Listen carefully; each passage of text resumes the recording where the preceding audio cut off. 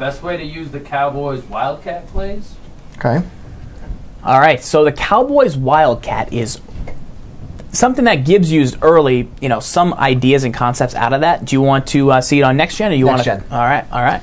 So we're going to take a look at a couple of the Wildcat plays from Next Gen Madden 25, the Dallas Cowboys offensive playbook. And what's unique about these plays is obviously you get, for the newer guys, that you get the ball and you give it to your halfback and you go and you run with it. So we'll take a look at that. Just cut the middleman Wildcat. out. Just cut the middleman out. So it's called Wildcat Razorback in this situation. In the Cowboys book, it's obviously not called Razorback. Pro tip. Nope, pro tip. There you go. Why is it called Razorback? Because of Felix Jones. Correct. And he went to Arkansas. Correct. With? Darren McFadden. What a beast. Remember when both those guys were good? So good. Long time ago. Still kind of good. Rashad Jennings, fantasy moments. Okay, so first and foremost, I absolutely love the jet sweep. I think the jet sweep is one of the better runs in the game, and I've used it many, many times. And it's in more than just Wildcat. So if you see jet sweep, try it out in other formations, and it's also got a lot of play action off of it. So what I like about the jet sweep here is it's a great run, and you get great blocking, and you can cut it off tackle, you can cut it inside, and if you're playing on current gen, you're actually going to have a lot more success with it because you can cut better. So these runs will work on Xbox 360. You'll actually be way more powerful on Xbox 360 because the blocking on the outside is going to hold a little better, and you'll have a little bit more ability to cut with the left stick on 360. Xbox One, these runs are still good if you call them at the right times and make the right read, but they're not as potent as they would be on 360. So you can see the success I'm having here with the jet sweep. It's a great run, and I would say that you want to start your scheme around this. The way I would run this, though, is that you're looking at the formation. There's no passing play, so you can't live in it, right?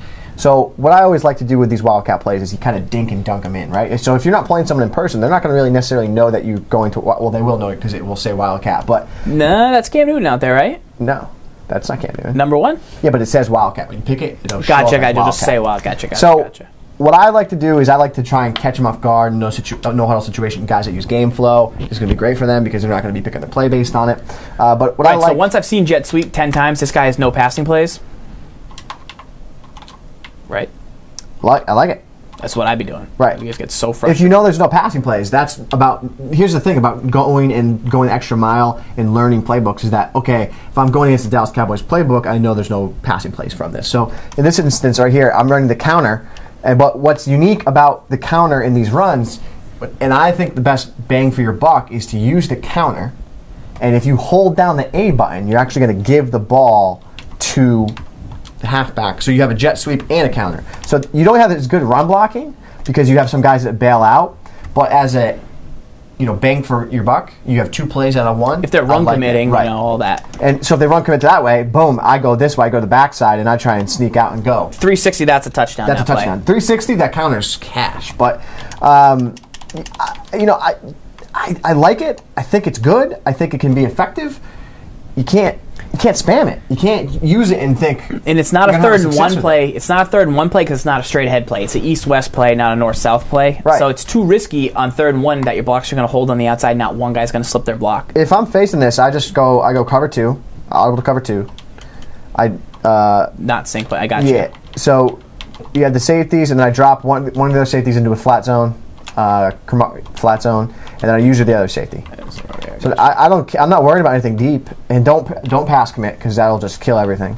And then you go. And what I like about that is that you have the flat zones stay out wide. Yes, they're blocking there, but flat zones are great in run support. I can't stress the importance of how effective flat zones are on next gen Madden 25. All right. So yeah, if you hold on to the ball with that counter, you saw it at the end of the half on Twim. 90, S. Gibbs and I played a game of the week. He took one to the house at the end of the half. I knew a run of some type was coming, but on Xbox 360 and PS3, very, very tough runs to stop.